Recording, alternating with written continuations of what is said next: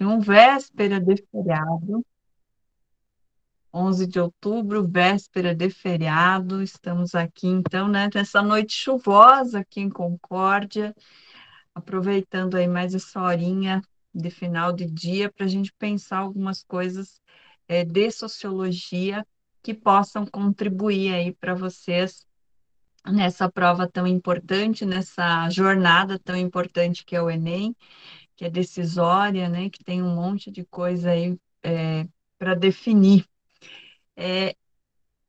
Então, nós temos previstos, né, 3 encontros de sociologia, que são proporcionais às quantidades de questões que tem na prova, né? Então, sociologia, filosofia acabam sendo menores. Deixa eu só ajustar minha câmera aqui. Deixa eu ver se vai ficar melhor ou pior, né? Tomara que não caia o negócio aqui.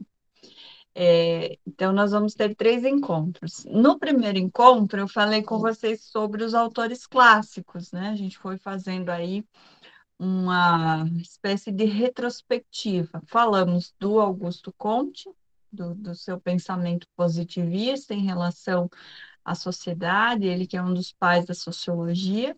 Vamos vindo do mais velho ao mais novo, né? Falamos do Marx, da sua complexidade analítica, dialética, histórica e etc. Ficou ainda para a gente ver o Durkheim e o Weber. Aí fiquei pensando, será que eu sigo na mesma toada falando dos clássicos ou mudo alguma coisa para esse segundo encontro? E aí pensei em mesclar um pouquinho das questões do Enem e depois no terceiro encontro, que a gente terá posteriormente, eu vou retomo aí os autores clássicos, né? Acho que é legal ir mesclando um pouquinho, até porque na medida em que nós vamos nos aproximando cada vez mais da prova, do momento do Enem, acho que é importante ter essa pitada de também questões, né, da prova, em específico, como dentro da sociologia essas questões aparecem lá para vocês na prova, tá?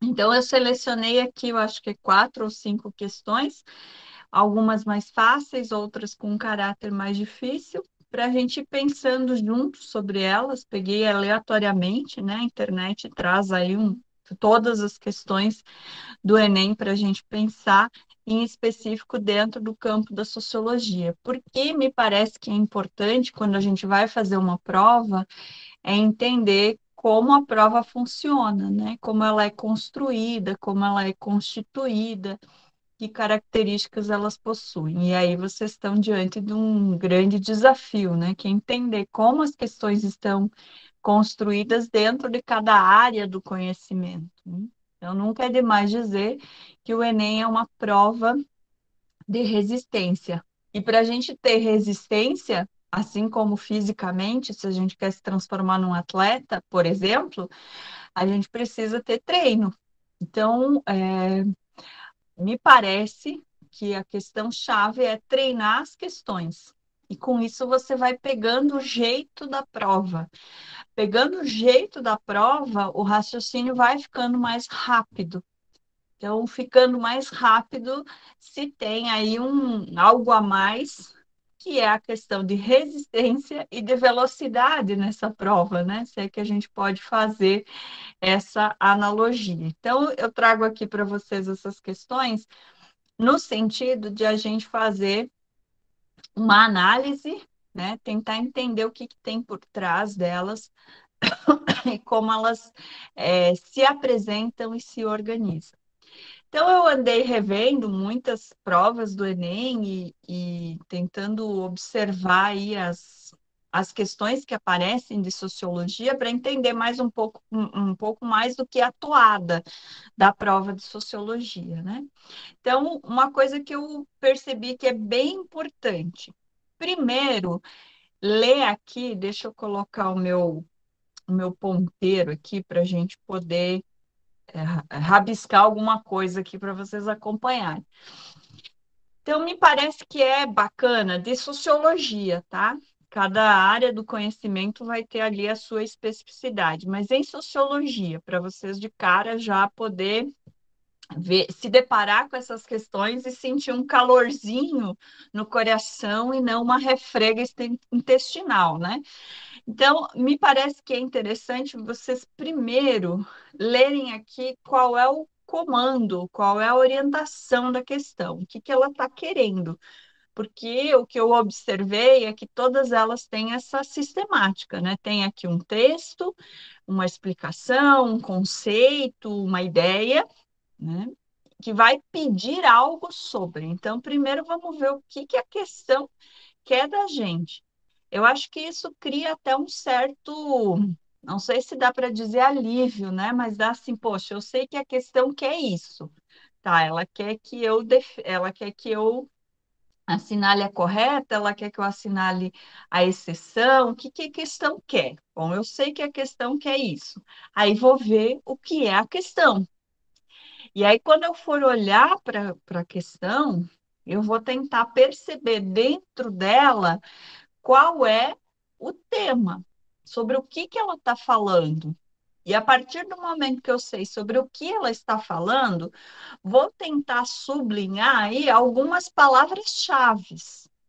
Então, vocês vão perceber que tem questões, assim, via de regra, eu nunca achei as questões de sociologia na escala das mais difíceis. Porém, as coisas vão mudando, né? O Enem já tem uma história longa e muita experiência de prova. Então, mesmo dentro da sociologia, vocês vão se deparar com questões bem fáceis, né? Muito embora elas sejam bem fáceis, mas lá no meio daquele turbilhão de questões, elas podem se transformar em questões difíceis. Ah, mas então, para saber, e como é que vocês vão diagnosticar que a questão é fácil?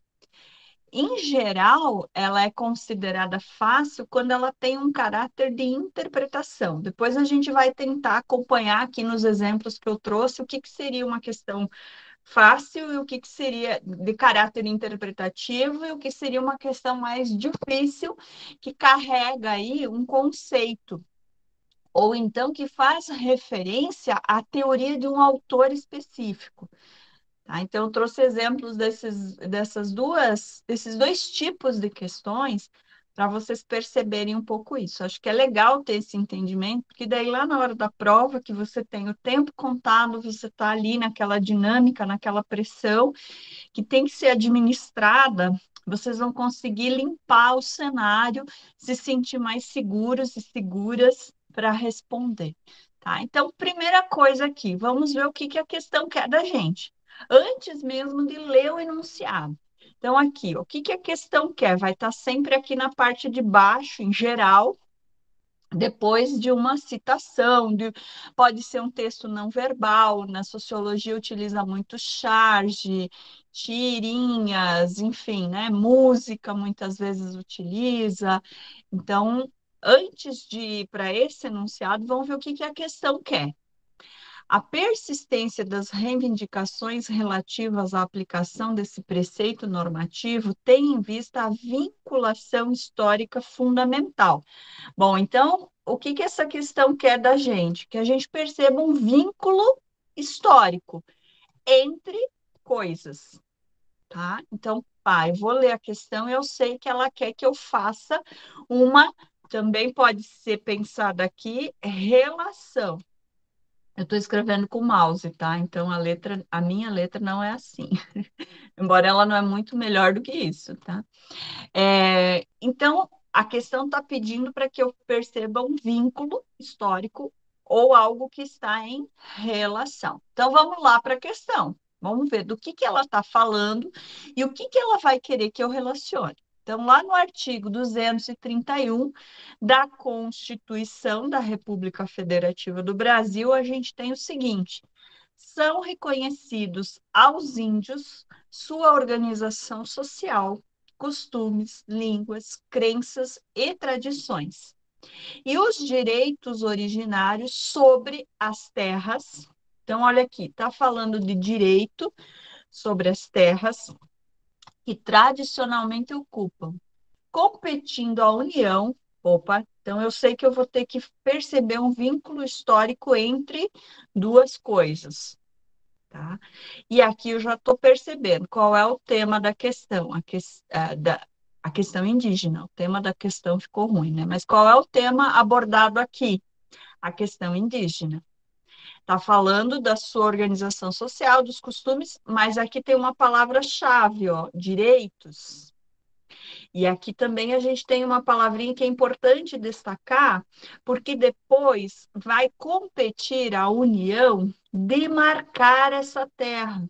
Então, aqui a gente tem algo que faz referência ao quê? A território, a espaço, tá? Então, compete à União demarcar essas terras, proteger e fazer respeitar todos os seus bens. Ah, então, aqui de novo tem a palavra, de novo não, né? A palavra respeitar aparece aqui, está ligada com direitos. Proteger também está ligado aqui com direitos. Então, tá. Então, eu preciso relacionar duas coisas que têm a ver com a questão indígena e, de forma destacada, com a questão territorial, porque ele está falando aqui de terras e da necessidade de demarcação dessas terras. Então, a pergunta é: a persistência das reivindicações relativas à aplicação desse preceito normativo tem em vista a vinculação histórica, relação, né, fundamental entre a etnia e miscigenação racial, b, sociedade e igualdade jurídica, C, espaço e sobrevivência cultural. D, progresso e educação ambiental. E, bem-estar e modernização econômica. Deixa eu só dar um ok aqui no negócio que aparece.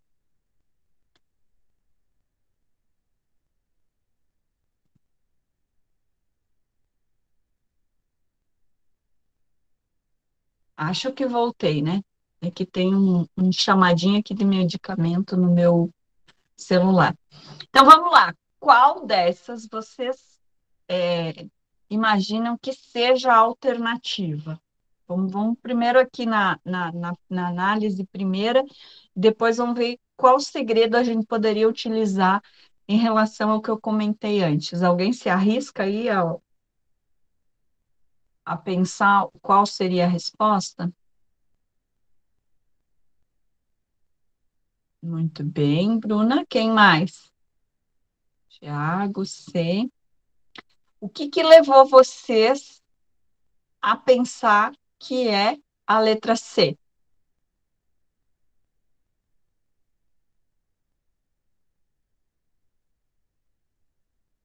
Alguém gostaria de comentar? Fala aí, Bruna. Posso falar? Que ele no texto fala sobre a demarcação de terras e respeitar os bens e tudo mais. E aí ele fala também dos costumes, línguas e crenças. Então, enfim, isso remete muito à cultura e também ao espaço. Muito bem, isso aí. A importância, perfeito, vocês estão no caminho. Essa é considerada uma questão interpretativa, tá no campo aí das médias fáceis, né? Muito embora ela pareça assustar, porque está falando da Constituição, e caramba, eu não decorei a Constituição, eu acho que eu nunca li a Constituição, como é que eu vou saber? Então, não pode assustar com o teor do texto. À medida em que se encontram as palavras-chave dentro do texto, ela vai dar dicas, ela vai dar indícios, ou seja, vocês têm que pensar que tem muita coisa já no cérebro de vocês, tem muito conhecimento. Esse conhecimento é fruto da caminhada de vocês, que está em contato com várias disciplinas, né? Então, pensando aqui na sociologia, vocês têm o conhecimento da sociologia, vocês têm o conhecimento da história, vocês têm o conhecimento da geografia, vocês têm o próprio conhecimento da vida em sociedade. Embora esse conhecimento a gente precisa ter claro que ele é limitado, limitado pela nossa percepção em relação ao mundo. Então, além dessa percepção no mundo, vocês têm esses conhecimentos que a gente vai carregando no decorrer da nossa vida.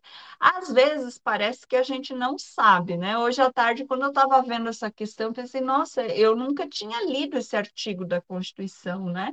Eu nunca discuti a questão indígena. Será que eu ia saber falar sobre isso? Mas quando a gente vai desmembrando a questão, vai aparecendo palavras-chave importantes.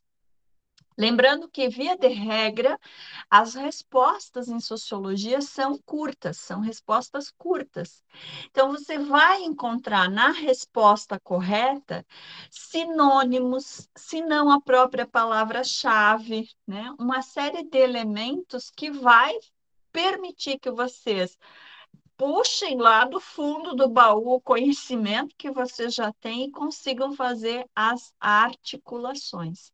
Então, aqui, se eu percebi que, poxa, a questão de terra, território, demarcação me saltou aos olhos, aqui é a única, né? A única questão, a única resposta que tem uma referência a isso é a letra C. Então, por aí eu já conseguiria cortar caminho. Claro, e aí você tem a questão da sobrevivência cultural. Mas aí é um item. Opa, eu estou tentando passar mudando de tela. Aí é um item que está associado aqui a bens, mas na questão é um tantinho mais subjetiva essa questão cultural, né? O que salta aos olhos tem essa questão da territorialidade do espaço. Então, qual é a relação existente, né? É essa relação entre espaço e sobrevivência cultural. O que cabe à Constituição brasileira é garantir essa relação. Não basta ter o espaço para os povos originários viverem, é preciso que eles tenham a garantia da sua sobrevivência cultural, do seu modo de expressar aquilo que eles são, pensam e a existência que eles têm no mundo. Então, ó, no trecho da Constituição, o direito ao território, espaço, tá vendo? Ó, como é legal a gente encontrar palavras-chave. É apresentado como sendo necessário para a sobrevivência cultural dos povos indígenas. A perda do direito ao território é compreendida como um risco para a organização social, costumes, linguagens, crenças e tradições que são específicos dos distintos grupos. A proteção da cultura das diversas etnias, né, a proteção do seu território, exige a proteção do território. Então, vejam como salta aos olhos aquilo que é o essencial da questão, ou seja, aquilo que a questão quer que você tenha em mente, a questão da territorialidade.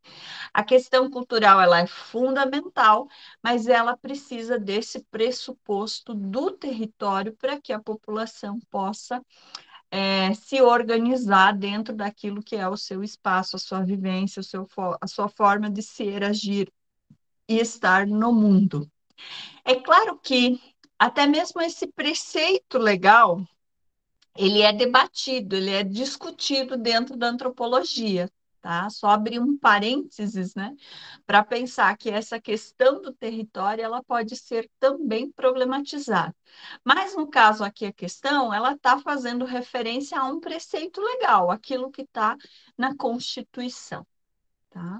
E aí as demais, é interessante também a gente pensar por que, que as outras não são, tá? Lá na letra A fazia referência à etnia e miscigenação racial. Essa é uma questão que a gente pode problematizar e podem aparecer questões referentes a isso, a Constituição do povo brasileiro. Mas por que que nesse caso não é a letra A? Porque o trecho retirado da Constituição Federal não faz referência à miscigenação racial como um fator benéfico ou de prejuízo às etnias indígenas. Ele está preocupado em algo que vá beneficiar a condição indígena no Brasil. E o benefício ao entendimento da lei, o benefício para a condição indígena no Brasil é a garantia do seu território, do seu espaço. Então, não seria a questão da miscigenação racial. Essa relação, portanto, não é objetivo de reivindicações que utilizem esse trecho como base. Como eu falei, pode ser uma questão que apareça de forma diferente, mas daí a gente vai perceber aqui que a questão está delimitada pelo artigo da Constituição, tá? A letra B, Opa, fui para frente, era para trás. A letra B, sociedade e igualdade jurídica. Então, é necessário perceber que uma visão de sociedade e igualdade jurídica não podem levar em consideração as características especiais relacionadas às etnias indígenas. Para que haja justiça, é necessário que determinados grupos possam ter as suas especificidades respeitadas e assegurado o respeito às diferenças. Então, olha que interessante, essa também é uma temática que a gente precisa pensar e problematizar, porque, via de regra, o senso comum, aquela visão anuviada da sociedade, né? Aquela visão que não problematiza as relações sociais, vai dizer que a lei é para todo mundo, tem que ser igual para todo mundo, porque a gente vive numa sociedade de igualdade de direitos. Só que a gente sabe que, na prática, essa concepção de senso comum, ela se invalida, porque não tem como a gente garantir uma mesma condição de vida para povos que têm culturas diferentes, que têm modos de vida, de produção que são diferentes. É claro que essas diferenças elas têm maior ou menor intensidade, dependendo da região do Brasil, dependendo do contexto onde esses povos se encontram, dependendo da sua própria história. E há que, nesse sentido, considerar o longo genocídio pelo qual os povos indígenas vêm passando no Brasil.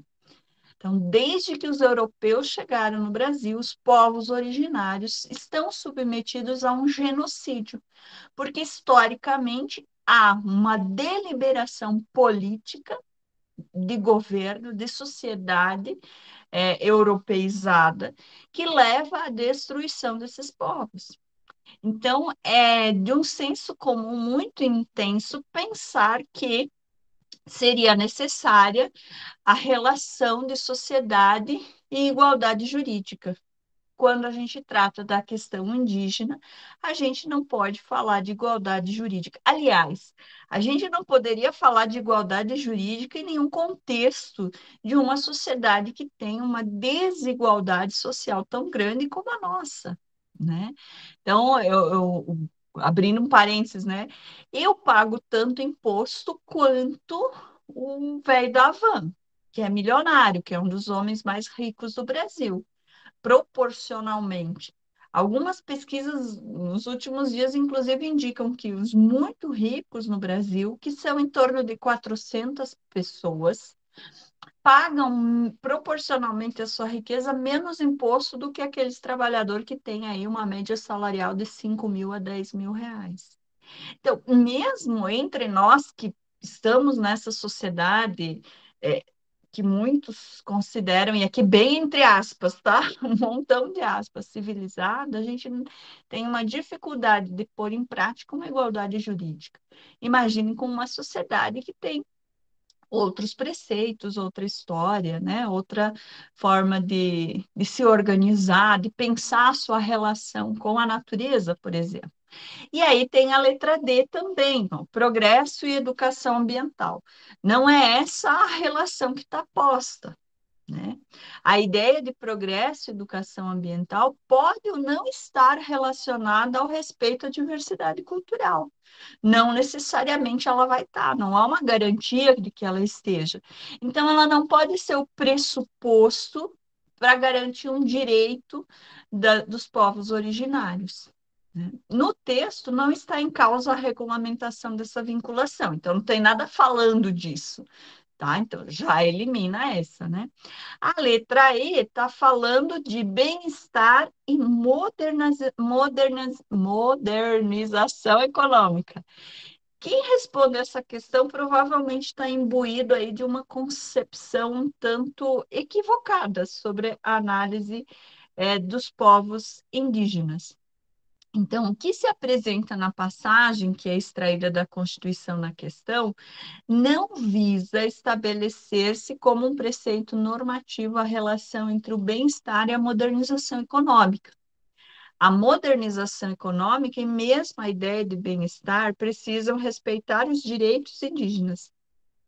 Então, dá para dizer que, né, quem intuiu que a resposta seria essa letra E, provavelmente não tenha capacidade de análise sociológica. Parece um pouco duro falar assim, mas é.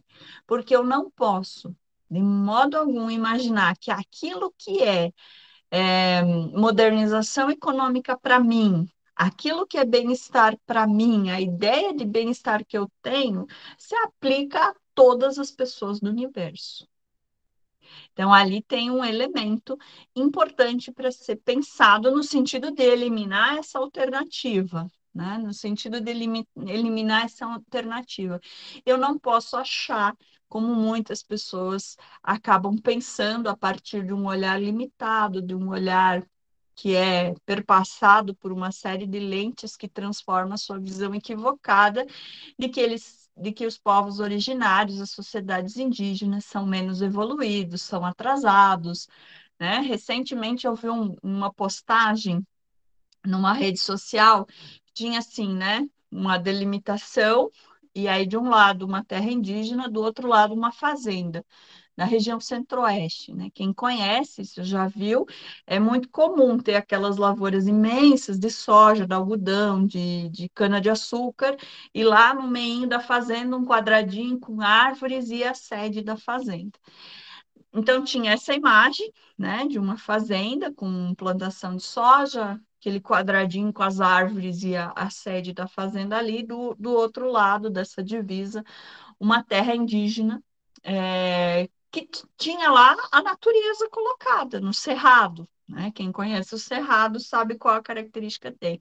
E aí a publicação era contra um marco territorial, né, que foi a discussão recente, inclusive, que se teve, né, no Supremo Tribunal Federal. Aliás, agora foi pedido vistas no processo e essa decisão foi postergada mais uma vez, abrindo um parênteses, né, o marco territorial que se pretende aprovar, ele é terrível no sentido de só permitir a garantia de posse das terras indígenas para aqueles que a conquistaram depois da Constituição de 1988. Então, aprovar esse marco territorial é dar a cartada final no genocídio indígena no Brasil, porque a gente sabe que os povos originários estão aqui muito antes de muitas pessoas, muito antes dos europeus, em que né? Quanto mais antes de 1988, até eu sou anterior a 1988, então é algo que reitera aí e que abre o precedente, reitera a discriminação, o genocídio e abre o precedente para que os povos que tiveram seus marcos territoriais instituídos antes dessa Constituição possam, inclusive, perder as suas terras. Vejam como a questão indígena no Brasil ela é marcada por uma complexidade muito grande. Então, a gente não pode, de modo algum, analisar essa questão a partir do nosso modo de vida. É preciso entender. Aí, voltando, né, à publicação que me chamou a atenção, dava a entender que o que é produtivo é uma fazenda, nos moldes clássicos, né, que a gente, sociedade ocidental, entende que seja, né, limpinha, bonitinha, em linhas, né, milimetricamente calculado. Como se a terra indígena não produzisse nada. Na verdade, ela produz. Aliás, ela não só produz muita coisa, como ela garante um benefício ambiental muito grande, né? A gente sabe que a existência de reservas de matas em estados de cuidado é fruto também dessa relação que as sociedades indígenas possuem com a natureza. Então, vejam aí que nós temos uma questão bastante instigante, bastante difícil de pensar. Agora, vamos voltar lá à questão. Vejam, embora a questão indígena tenha toda essa amplitude, aqui há um recorte sobre o que vocês vão analisar. Por isso, eu tenho observado que é bem importante, primeiro, ler essa partezinha aqui. O que, que a questão quer de mim? Ah, ela quer que aqui foi fazer uma relação, ver uma vinculação histórica entre coisas. Ah, o tema era a questão indígena. Percebe que aí você vai direcionando o teu olhar. Porque se a gente já for ler aqui na questão, uau, índios, meu, né? Toda essa complexidade cultural, de diversidade, questão ambiental, marco territorial, parari, parará, vem um monte de coisa na cabeça. Tá? Então, quando eu vou primeiro aqui no que a questão quer de mim, o meu cérebro já vai fazendo alguns recortes, ele já vai direcionando o olhar. Bom, eu vou ver qual é o tema da coisa, e aí depois eu vou ter que comprar uma canetinha chique, né, para escrever, porque isso aqui não tá legal. Aí depois eu vou marcar as palavras-chave, aquelas que saltam, né? Para que eu possa, em seguida, fazer a relação, buscar, seja um sinônimo, seja um conceito, uma ideia que remeta àquelas palavras-chave. Ok? Tudo bem por aí? Tudo certo? Vamos lá. Outra questão aqui para a gente pensar. Essa me parece que a gente poderia encaixá-la num nível de questões mais difíceis. Eu tive lendo sobre isso. Até um tempo atrás, até o ano passado, mais especificamente, eu achava que, de via de regra, as questões de sociologia eram todas fáceis. Claro, para mim, né, que já estudei 20 anos de sociologia, mas agora eu fui tentar entender um pouco mais, né, agora nesse momento que eu estou aqui com vocês no pré-ENEM, fui tentar entender um pouco mais da dinâmica da prova. E aí, mesmo dentro da sociologia, a gente vai perceber que tem questões mais difíceis, né? E outras que são mais simples. Como eu falei no início, as consideradas mais fáceis, elas têm um caráter interpretativo. Como é que eu vou saber que a questão é mais densa, é mais complexa, é um tantinho mais difícil? Quando ela me traz, por exemplo, um conceito de algo. Quando ela traz uma categoria, também pode ser chamada, né? Quando ela traz a ideia, por exemplo, desigualdade social, democracia, liberdade, violência doméstica, né? São questões densas. Aqui, no caso dessa questão, né, já de cara ali ela traz a palavra, tu bate o olho nela, em 2017, conceito. Opa, mas antes de ler a questão, vamos aqui ver o que que ela quer de nós, para não desesperar, porque de repente eu vou bater o olho aqui, vou ver conceito, eu vou ver se essa é difícil, eu vou pular. Não pula, né? Não pula. Vamos tentar desvendar a questão, porque de repente está lá na sua caixa de conhecimentos o conhecimento que vai te permitir responder essa questão de maneira correta. Então vamos ver o que que essa questão quer de mim. Eu já sei que ela está no campo das que são um tantinho mais complicadas. Vamos ver aqui. O conceito de democracia proposto por Jürgen Habermas pode favorecer processos de inclusão social. De acordo com o texto, é uma condição para que isso aconteça. Então, quando ele quer saber qual é a condição para que algo aconteça, ele quer saber qual é a alternativa correta, né? Então, eu preciso saber qual é a condição, qual é a resposta que vai responder aquilo que a questão me apresenta. Então, eu vou ter que saber qual é essa condição, qual é a alternativa correta. Em relação ao quê? Bom, em relação ao tema referente à democracia. Então, tem a ver tanto com a dimensão da ciência política, como com a sociologia. Ocorre que o Habermas, ele atua no campo da comunicação coletiva também, né? Então, essa é uma questão que demanda um pouco mais de atenção. Mas qual é o tema? A democracia. Então, o conceito de democracia no pensamento de Habermas é construído a partir de uma dimensão procedimental, calcada no discurso e na deliberação. Opa, tem discurso e deliberação aqui. A legitimidade democrática exige que o processo de tomada de decisões políticas ocorra a partir de uma ampla discussão pública. Então, olha só, tem aqui a palavra legitimidade, tem aqui decisões políticas, discussão pública, para somente então decidir. Então, tem aqui também a dimensão da decisão.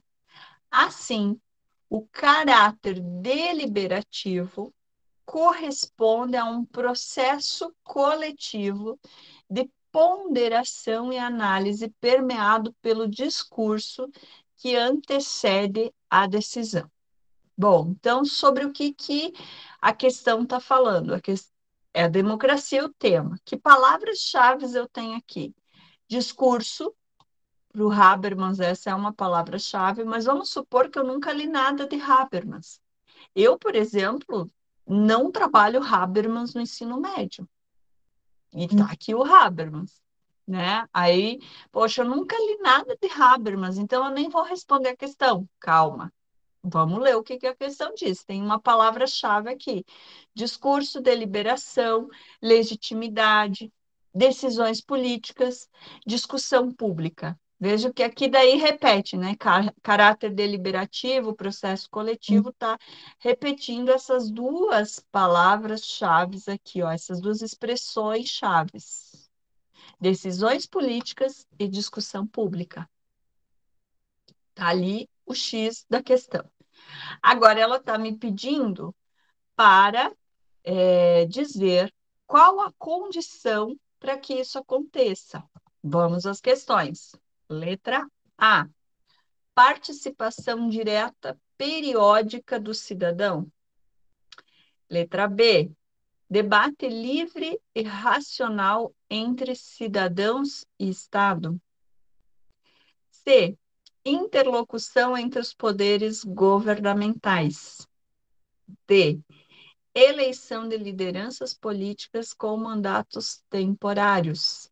E controle do poder político por cidadãos mais esclarecidos. Digam aí, qual a resposta difícil, né? O que vocês estão intuindo que seja a resposta dessa questão?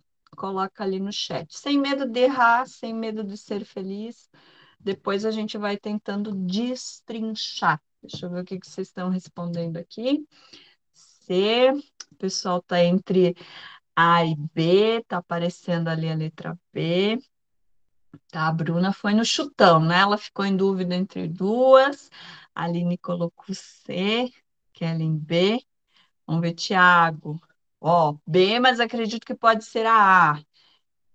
Outra questão também, as provas do Enem, elas deixam a gente, as questões, né, dentro da sociologia, elas deixam sempre a gente muita dúvida entre duas. No caso dessa, que é considerada uma questão difícil, tá? Ela é difícil porque, vejam, é um autor difícil, não sei se vocês já leram Habermas, o livro mais conhecido dele, a obra mais importante é A Teoria da Comunicação, do Habermas. Ele escreve de um jeito muito difícil, né? Ele é denso, ele é complexo, portanto, a questão aqui também não é das mais fáceis. Vamos ver aqui, vamos tentar destrinchar então. Apareceu várias letras B, ficar em dúvida na A, tem a letra C aí. Vamos voltar aqui. Quais as nossas palavras-chave? Vamos ver se a gente encontra alguma coisa que ligue as alternativas, né? Às vezes pode ter um sinônimo, uma relação que seja direta. Vamos ver aqui. Imagine, eu mostrei para vocês aqui que a gente poderia extrair dessa questão como palavras-chave a questão de decisões políticas e discussão pública. Então, aqui a gente tem decisões políticas e a participação coletiva, né? Um processo coletivo, discussões públicas. Vamos ver a alternativa A, participação direta periódica do cidadão. Que elemento na questão me fala dessa participação periódica. Vamos ver se a gente acha algo que esteja relacionado a periódico, porque aqui uma palavra importante é periódica. Participação direta, né? A gente até entende o que que é, quando eu vou lá discutir, decidir, já está pressuposto. Agora, esse periódica aqui tem alguma relação na questão? Vamos ver se a gente encontra. Não encontrei, tá? Nenhuma referência a essa questão de continuidade, de sempre acontecer. Está falando de legitimidade, de deliberação, de discurso. Tá? Gerou uma dúvida para mim aqui, não sei para vocês. Provavelmente também, porque vocês estavam em dúvida aí, alguns de vocês com a letra A. Vamos para B. Debate livre. Então, para o Habermas, quando ele fala de discurso, opa, mudei a minha tela aqui. O que que quer dizer discurso? O que que quer dizer discussão pública? Um debate, né? Discussão pública, é quando as ideias se confrontam num espaço, através do uso do discurso, da linguagem. Opa, achei uma relação. Racional entre cidadãos, racional. O Habermas é um autor weberiano. E o Weber, a gente vai ver depois, mas vocês já viram em algum momento, é o autor que fala da ação racional, da importância da racionalidade na forma de pensar, de ser e agir no mundo. Então, aqui já tem uma palavra que dentro da sociologia é importante, a questão da racionalidade. Ah, mas eu não sabia que o Habermas era weberiano. Mas você sabe que o Weber é um autor clássico e que para ele a racionalidade é importante. Então, essa palavra não é estranha aqui dentro. Entre cidadãos e Estado. E aí a questão está nos falando sobre a legitimidade democrática, portanto, a relação entre o Estado, a política e o público. Então, nós teríamos aqui uma boa indicação da letra B. Vamos ver a C. Interlocução entre os poderes governamentais. Vejam que essa questão está falando dos poderes governamentais. Quem são os poderes governamentais? Legislativo, executivo, judiciário. E lá um pouquinho entra a participação dos conselhos deliberativos, mas não é uma prática assim tão vivenciada, né, tão disputada pela sociedade. Então, existe aí uma interlocução entre os poderes governamentais, contudo, a questão está falando de uma outra dimensão dessa relação, não é só entre os poderes, então também não é a letra C. E aí, por eliminatória, a gente vai, né? E eu vi também que ninguém manifestou ali ser a letra D ou a letra E. Eleição de lideranças políticas com mandatos temporários. Não está falando de tempo na questão, né? Controle do poder político por cidadãos mais esclarecidos. Também não é essa questão, justamente porque está fazendo referência à discussão de ideias, à discussão de pensamentos, né? Ao debate. Portanto, a letra B. Vamos ver? Vamos conferir aqui, né? Na colinha, para ver quais eram as certas. Então, debate livre e racional entre cidadãos e Estado. O pensamento de Habermas é marcado pela chamada democracia deliberativa. Nela, o debate livre e racional entre cidadãos e Estado estabeleceria as bases necessárias para a participação e a cidadania. Alguém conseguiria dar um exemplo dessa democracia deliberativa que já tem acontecido no município, no estado, até mesmo no país?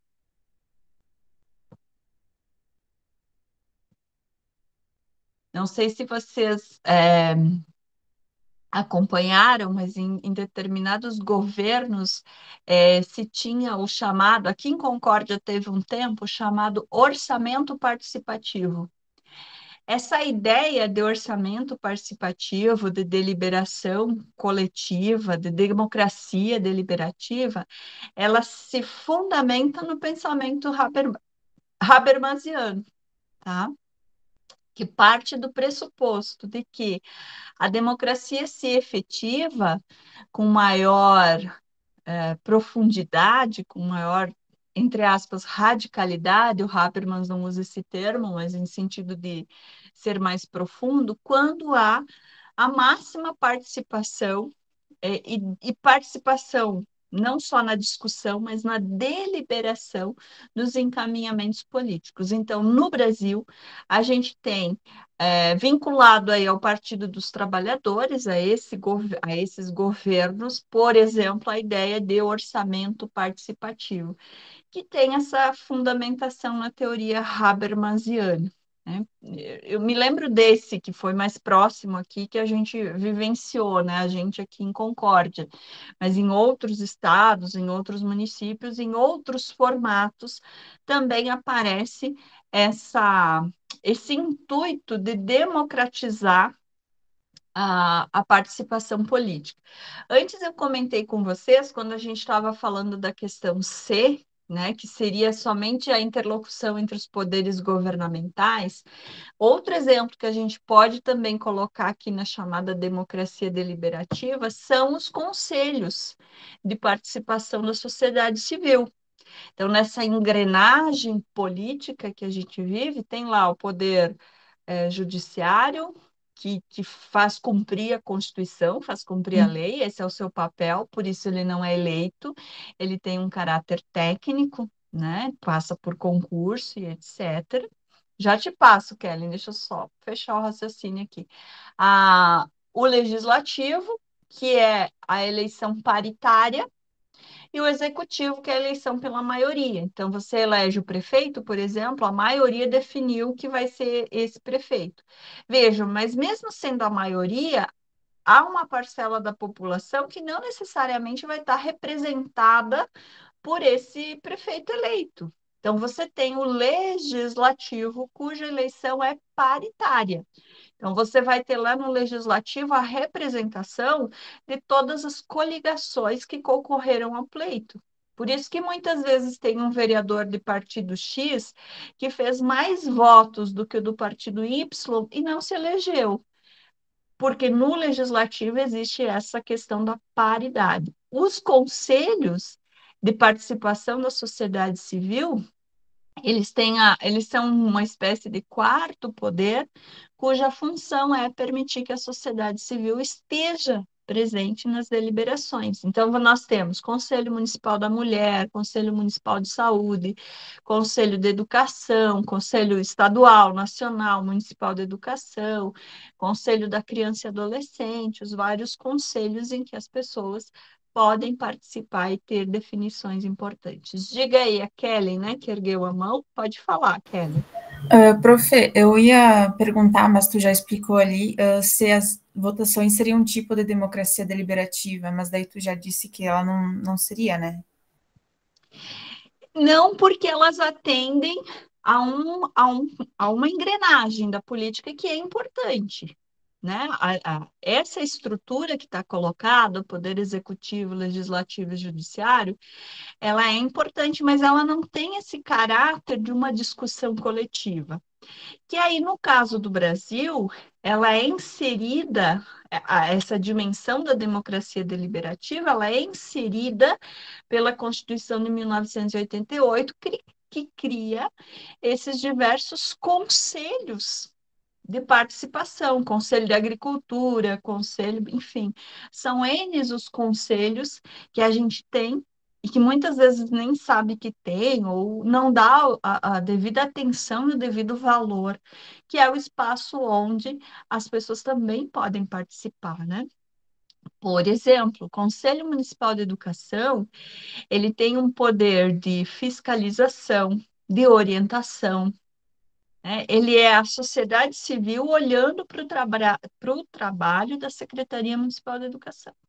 Da mesma forma, o Conselho Nacional da Educação, ele é a sociedade civil, representantes de vários setores da educação que vão olhar para o trabalho desenvolvido pelo Ministério da Educação. Isso faz com que as deliberações não sejam concentradas nas mãos de alguns e, portanto, que não atendam aos interesses de alguns apenas. Então, o Habermas, ele é um dos autores que fundamenta essa ideia de que as deliberações sejam discutidas, sejam debatidas e, portanto, que elas tenham isso que a questão coloca aqui, ó, o debate livre e racional entre cidadãos e Estado. Essa é complexa, né? O Habermas, por si só, é um autor complexo. Vamos ver aqui o que traz a minha colinha sobre por que as outras questões não são as corretas, né? Acho que é legal também pensar o outro lado da moeda para a gente ir treinando o nosso olhar, a nossa percepção sobre as questões. Então, a participação do cidadão é uma preocupação no que diz respeito à legitimação do Estado. Entretanto, para o autor, essa participação é contínua, não acontece em períodos específicos. A letra C, a democracia é pautada no poder do povo através da deliberação coletiva em todas as decisões do Estado, e não só na relação dos poderes do governo, né? O Habermas propõe que o amplo debate seja realizado publicamente e não como reforço da democracia representativa, em que somente os políticos eleitos são os responsáveis por defender os interesses dos seus eleitores. Via de regra, é o que a gente mais vivencia no Brasil, né? Acaba se restringindo as discussões aos que são eleitos. Muito embora, além dos conselhos, nos últimos anos, nas últimas eleições, principalmente para prefeituras, a gente tem percebido a ascensão de mandatos coletivos, ou ainda tem na Prefeitura de São Paulo, por exemplo, em algumas regiões, mandatos partilhados, né? Aí tem aí as especificidades dos nomes, mas são pessoas que se elegem por um partido, mas que também têm um grupo de outros cidadãos que acompanham esse mandato, né? Florianópolis, eu sei que tem mandato coletivo, na Prefeitura do Rio de Janeiro tem mandato partilhado, né? Então, a gente começa a perceber outras expressões de participação política que não só a representação individualizada, ou no máximo partidária, daqueles que se elegem. E o autor propõe o esclarecimento dos cidadãos para que todos possam agir criticamente e não uma sofocracia, que seria o governo dos sábios, né? Dentro da teoria política, da ciência política, é quase unanimidade, via de regra, os pensadores indicam que essa participação deve emanar do povo, né? Da participação de todos, e não apenas de quem seria um técnico da política, um sábio, um conhecedor, porque isso é muito arriscado para a diversidade de pensamento em sociedade. Mais uma. Gente, eu não acredito que já são 9h11. Vocês acreditam? Vocês estão cansados, né? Eu que estou empolgada aqui, cheguei. Gente, mas é isso mesmo, 9h12. Parece que faz um minuto que eu estou aqui. Rápido, né, Bruna? Caramba! Quando a gente dorme, acorda assim, e parece que passou 5 minutos, né? Isso acontece quando você é jovem, depois de uma idade não acontece mais. Vamos lá, mais uma aqui, né? Mais uma aqui para a gente pensar. Essa tem um caráter de ser uma questão daquelas mais fáceis, tá? Vamos ver por quê. Claro que eu já li, já analisei, mas vamos tentar ver. O que que a questão quer da gente? O que que ela quer de mim aqui? Vamos ver essa partezinha aqui embaixo. No âmbito do Poder Legislativo brasileiro, a tentativa de reverter esse quadro de subrepresentação tem envolvido a implementação pelo Estado de Então, o que que a questão quer saber? O que que o Estado implementou, tá? O que que será que o Estado implementou? Em relação ao quê? Vamos saber qual é o tema da questão. A participação da mulher no processo. Opa, tá. Ele quer saber o que que foi implementado em relação à participação da mulher no processo de decisão política. Ali já tem muita coisa clara. Ele quer saber o que que o Estado implementou em relação à participação da mulher na política. Vamos ver se a gente acha palavras-chave aqui que já possam nos indicar um caminho da resposta.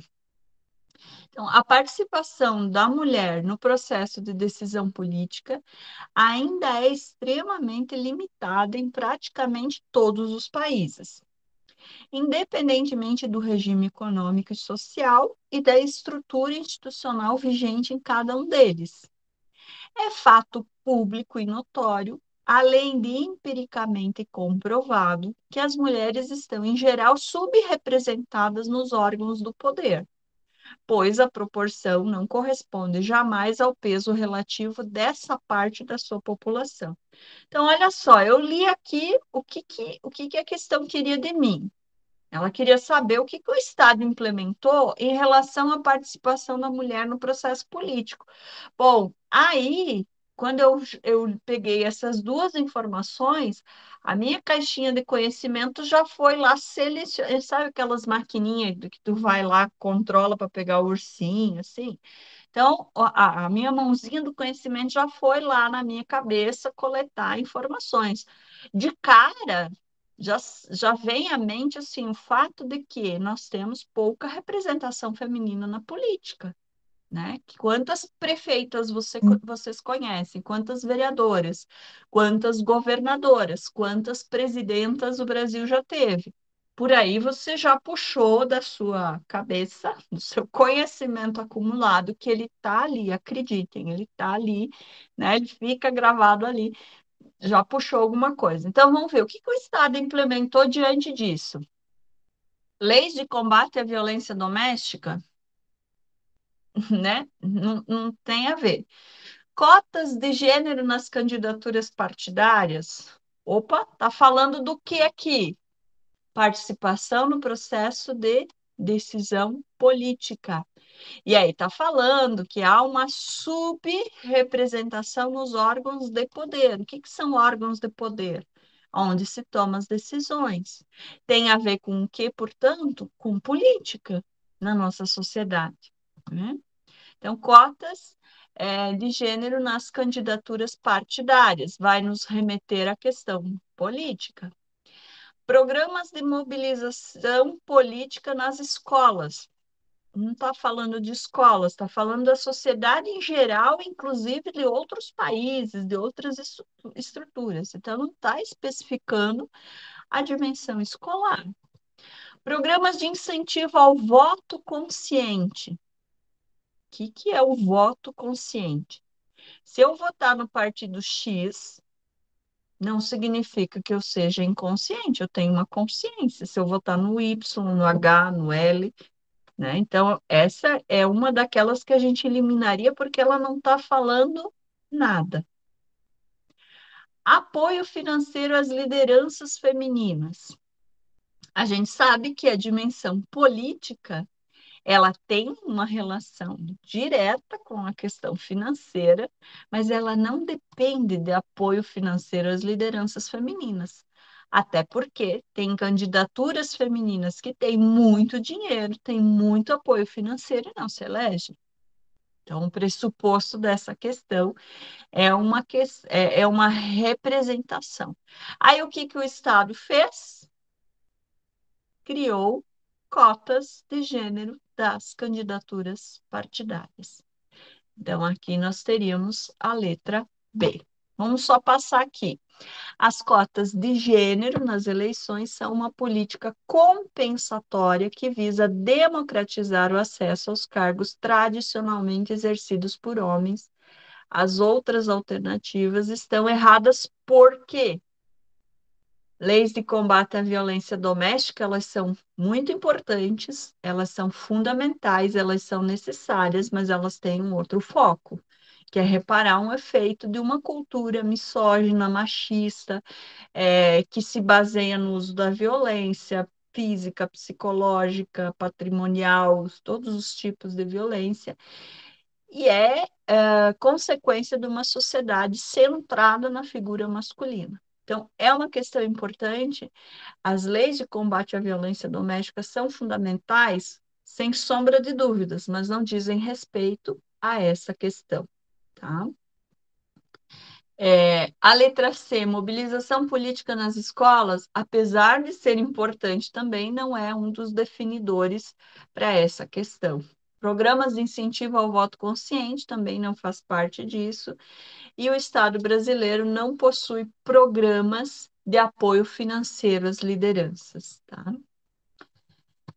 Tudo bem até aí? Tem mais uma aqui sobre indústria cultural, daquelas com um caráter um tantinho mais difícil. Vocês têm força para aguentar firmes e fortes aí? Ou a gente também pode deixar para o próximo? Podemos seguir? Vejo manifestações aqui. Isso aí, vamos lá. Força. Tá, legal. Obrigada pelas manifestações aqui no chat. Depois, quem for ver a aula lá pelo YouTube, vai ver que a gente estava aí numa interação bacana. Essa aqui também me parece. Isso, pré-feriado, né? Vamos lá, isso aí. Força. Vamos ver aqui. Essa questão. Me parece que ela está ali no campo das que são um tantinho mais complexas, né? Porque, ó, você bate o olho na pergunta, você já vê que tem uma citação de autores, não é de um jornal, por exemplo, entende? Tu bate o olho ali, tu já vai pegando alguns indícios sobre a questão. Mas vamos lá para saber o que a questão quer da gente. Vamos ver. A liberdade de escolha na civilização ocidental, de acordo com a análise do texto, é uma. Então, ele quer saber qual é a resposta certa. Tá? Tem que saber aí, de acordo com o texto, qual a análise. Qual a análise que pode ser feita. Agora, vamos ao texto. Então, eu vou ter que saber qual é a questão, a resposta certa. Vocês viram que, ó, aqui nas outras, aqui as respostas um pouquinho mais compridas, mas via de regra são respostas relativamente curtas, tá? A sua maioria. Então vamos lá. Hoje, a indústria cultural, qual é o tema que eu vou abordar aqui? Ele quer saber algo sobre a indústria cultural. Então eu vou ter que responder a resposta certa em relação a esse tema. Vamos atrás das palavras-chave aqui. Hoje, a indústria cultural assumiu a herança civilizatória da democracia de pioneiros e empresários, que tampouco desenvolveram uma fineza de sentido para os desvios espirituais. Todos são livres para dançar e para se divertir, do mesmo modo que, desde a neutralização histórica da religião, são livres para entrar em qualquer uma das inúmeras seitas. Mas a liberdade de escolha da ideologia, que reflete sempre a coerção econômica, tem uma palavra importante aqui, revela-se em todos os setores como liberdade de escolher o que é sempre a mesma coisa. Vamos lá. Adorno, Horkheimer, Dialética do Esclarecimento. Eu estou com esse livro na minha playlist para ler. Não é playlist, o que se diz de lista de livros? Não é playlist, eu vou ter que ver, mas está lá a Dialética do Esclarecimento para minha leitura. Acho que eu já li uma vez, mas vou ler de novo aí. Eu estava preparando aula sobre indústria cultural. Tá, então eu tenho que responder aquilo que é coerente, né? Que está em acordo com essa análise. E o que essa análise está falando? Está falando sobre indústria cultural. Só por esse termo aqui, já dá para matar a charada. Porque vamos pensar que vocês nunca leram Adorno, Nunca leram Horkheimer. Esses também, eles são autores, talvez vocês vão lembrar deles quando a gente fala da Escola de Frankfurt. São autores que saíram lá da Alemanha, de Frankfurt, saíram fugidos do nazismo, do fascismo europeus, foram se exilar nos Estados Unidos. Lá nos Estados Unidos, eles criaram a chamada Escola de Frankfurt para pensar sobre como a cultura, que é o que identifica as pessoas coletivamente, os grupos, as etnias, etc., se transformou em uma mercadoria. Então, aqui, quando a gente vê a palavra indústria, o que a gente pode pensar a partir da palavra indústria? Produção em massa. E quando se produz de forma massiva, se produz em grande escala, se produz coisas iguais, se não muito parecidas. Então, eu tenho aqui uma dinâmica de produção industrial associada a elementos culturais. O que representa a cultura? A música, a comida, a linguagem, a moda, a arte, a pintura, a escultura, cinema, tudo isso representa cultura. Então, vejo que há uma industrialização da música, por exemplo, uma industrialização do cinema, uma industrialização das artes plásticas, uma industrialização da comida, né? Aliás, da comida é impressionante, né? O processo industrial, porque a alimentação também é um elemento cultural, né? Você tem a industrialização da moda. Interessante que as pessoas odeiam usar uniforme, mas você olha na rua, elas estão todas andando iguais, né? Mudou o rasgo aqui ou ali da calça, a cintura mais para cima, um pouquinho mais para baixo, mas via de regra está todo mundo andando igual. E aí, olha o que os autores aqui estão chamando a atenção. Palavras-chave. Estamos num contexto, dizem eles, de uma herança civilizatória baseada na democracia. Mas na democracia de quem? De pioneiros e empresários. Poxa, então aqui já tem uma palavra que liga um sinalzinho de alerta, não é? Pô, democracia de pioneiros e empresários, tá? Guarda aí a democracia. Aí ele segue aqui, eles falam, ó, todos são livres para dançar, são livres para entrar em qualquer religião, em qualquer seita. Tá chamando a atenção de uma coisa. Poxa, mas se é uma democracia de empresário, todo mundo é livre. Aí aqui eles trazem, associada à ideia de liberdade da escolha, uma palavra importante: coerção. O que significa coerção? Significa que as pessoas estão condicionadas a algo. No caso aqui, a coerção econômica. Então, eu só tenho liberdade na medida em que eu tenho condição de comprar essa liberdade, de adquirir essa liberdade. Eu gosto de dar como exemplo a ideia de que a Mona Lisa está lá, no Museu do Louvre, para quem quiser ver. E por que a gente nunca viu a Mona Lisa de perto? Eu, pelo menos, não vi. Talvez vocês tenham ido para lá e visto, né? Por que isso não é... Claro, porque estamos distantes, está em Paris, nós estamos aqui no Brasil, etc. Mas a gente poderia pegar um avião e ir. Por que a gente não vai? Percebe? E aí, olha só, a frase final aqui relacionada a essa ideia de coerção. Revela-se em todos os setores como liberdade de escolher o que é sempre a mesma coisa. Gente, essa frase para mim é muito forte, né? A gente é livre para escolher sempre a mesma coisa. Então, nós somos livres. Por exemplo, a gente pode ouvir a música que quiser. E agora com a internet, né, há 1 milhão de possibilidades. No entanto, se vocês forem fazer uma pesquisa, vocês vão ver que os jovens estão todos, seja aqui no norte, no sul, no centro-oeste do país, ouvindo as mesmas músicas. Por quê? Porque a nossa possibilidade de escolhas, ela é delimitada pela nossa condição econômica. Se eu não tenho, vamos pegar outro exemplo, se eu não tenho TV a cabo, eu vou escolher entre aquilo que a TV aberta me permite assistir, que são, sei lá, nem sei quantos canais tem TV aberta, 6, 7, meia dúzia. Se eu tenho TV a cabo, eu tenho acesso a 400 canais. Então, vejo que a minha liberdade de escolha de programas de televisão, ela é determinada. Mas vamos lá, para ver quanto esse parágrafo traz de conhecimento sociológico.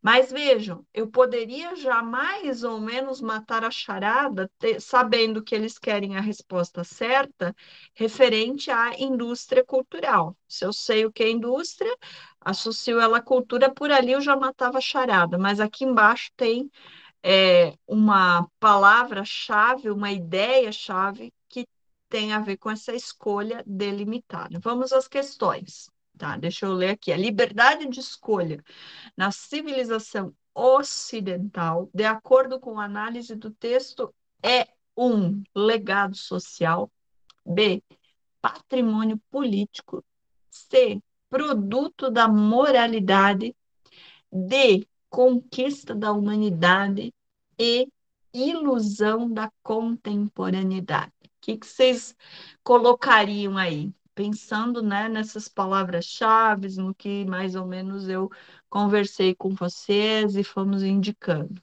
Bruna, letra E, Aline E, vamos ver. Pode colocar sem medo, tá? Que não é o Enem, é para a gente pensar. Arriscariam na letra E? Sabrina colocou ali D, E, muito bem. Isso aí, vamos pensar. Kelly em B. Vamos lá, vamos desmistificar então aqui as respostas. Vamos tentar encontrar uma conexão com a pergunta, né? Vejam que essa aqui está no âmbito das questões um tanto mais difíceis. Por quê? Porque elas trazem um conceito, aqui você vê o conceito de indústria cultural, no outro você tinha o conceito de democracia. São temas difíceis de lidar, né? Então, por isso que elas estão dentro dessa categorização de serem um tantinho mais difíceis, tá?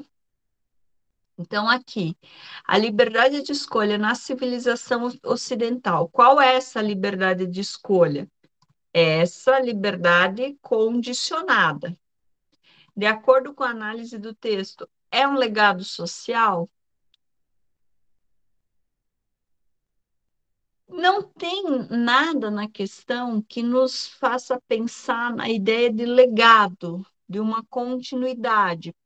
Porque, veja, o que quer dizer legado? Tem uma dimensão histórica, né? Lembra, sim, não é necessariamente o significado da palavra, mas quando você fala de legado, ele te remete à ideia de acúmulos, né? De heranças, de um processo de longo prazo, até eu diria. Aqui ele está falando, opa, da sociedade ocidental, da indústria cultural de um determinado momento histórico, tá? Então, já cria um sinal de alerta. Patrimônio político, a questão não está fazendo referência à dimensão de patrimônio político, muito embora aqui ela até esteja falando de democracia, mas está falando de uma democracia delimitada a esses dois caras aqui, tá? Então também cria um sinal de alerta. Produto da moralidade, em momento algum a questão faz referência à questão da moral da sociedade, né? Conquista da humanidade, a gente, por estar no sistema capitalista e quem viveu no feudalismo não deixa de ser humano. Então, essa é uma alternativa que também não fala muita coisa. Ilusão da contemporaneidade. Então, ele está falando do momento histórico atual. Sim, está falando da sociedade ocidental, da herança civilizatória, e aí vocês vão ver, vocês podem até se referenciar pelo ano que o livro foi publicado. De repente, eu nunca ouvi falar de Adorno, não estou entendendo nada, mas pera lá, é de 85, 85 é considerado atual, tá? Mas é o ano da publicação, papapá, eles podem ter escrito um pouquinho antes, então tá falando da contemporaneidade, está falando do século XX. Percebem que quando a questão é difícil, você vai chafurdar em todos os detalhes da questão para ver se encontra uma luz, mas não desiste dela, né? Isso tudo requer uma certa rapidez de raciocínio, tá? Mas isso é treino também, né? Quanto mais treinar, mais apurado fica a nossa percepção sobre a prova, né? Essa capacidade de interpretação das questões. Então, todo detalhe é importante numa questão. Aqui poderia ter um indício para pensar se está falando da contemporaneidade. Claro que, de repente, você tem a noção de quem é o Adorno, de quem é o Horkheimer, de que eles são da escola de Frankfurt, de que eles escreveram em tal período, né? Conhecimento. Vamos imaginar que a gente não tem esse conhecimento, né? Que dicas eu vou encontrar?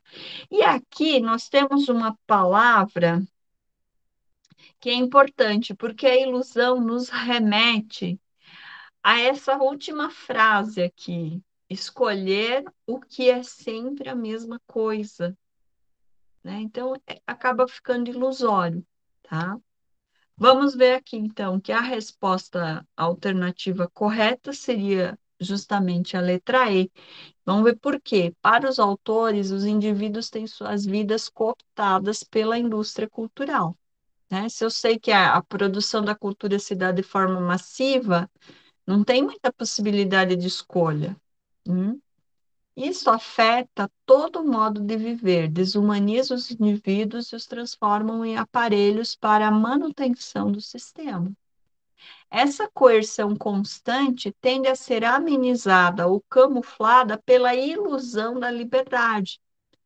A coerção não ocorre pela limitação das ações individuais, como em outros períodos históricos, mas sim pelo controle das possibilidades de escolha, o que cria uma falsa liberdade, né? Ou dá uma aparência de que a gente pode escolher entre muitas coisas.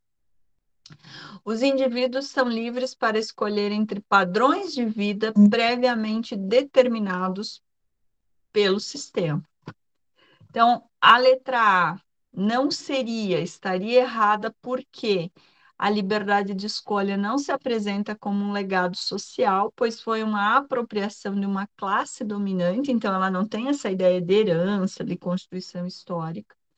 Essa classe inscreve dentro da sua ideologia as escolhas que devem ser realizadas, gerando aí uma falsa sensação de liberdade.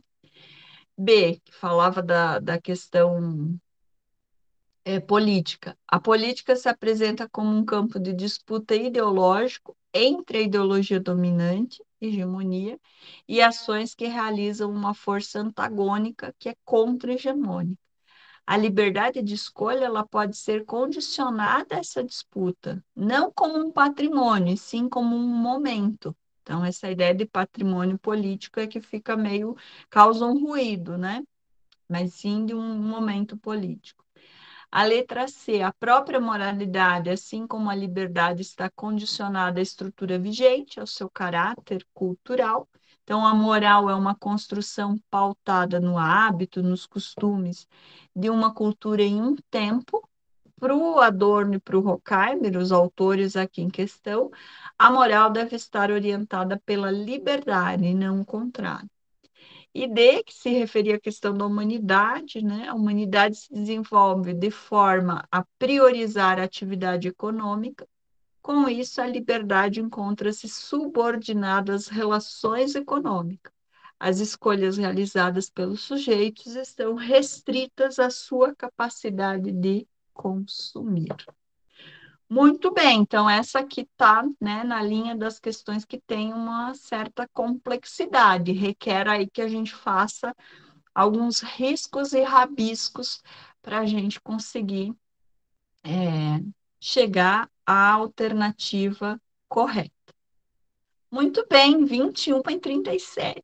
Acho que passamos um pouquinho do tempo, mas é importante, né, dar essa dimensão, essa noção. Nos vemos em mais um encontro, né? Até lá a gente vai ver. Eu não sei se para vocês fica mais interessante essa sistemática ou a de falar dos autores propriamente dito. Que aí, conforme o que for mais interessante para vocês, eu conduzo aqui o próximo encontro. O que vocês acham?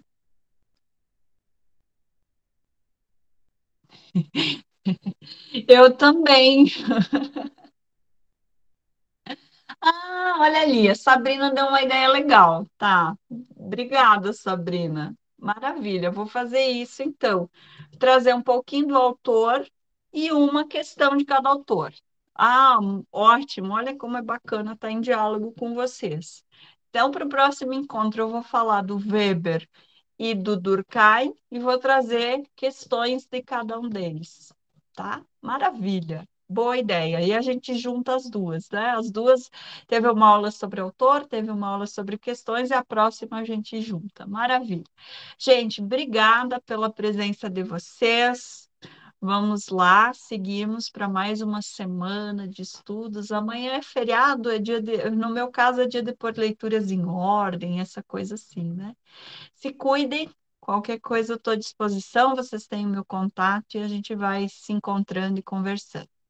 Obrigada a vocês pela presença e até. Vou encerrando aqui, tá bom? Beijo.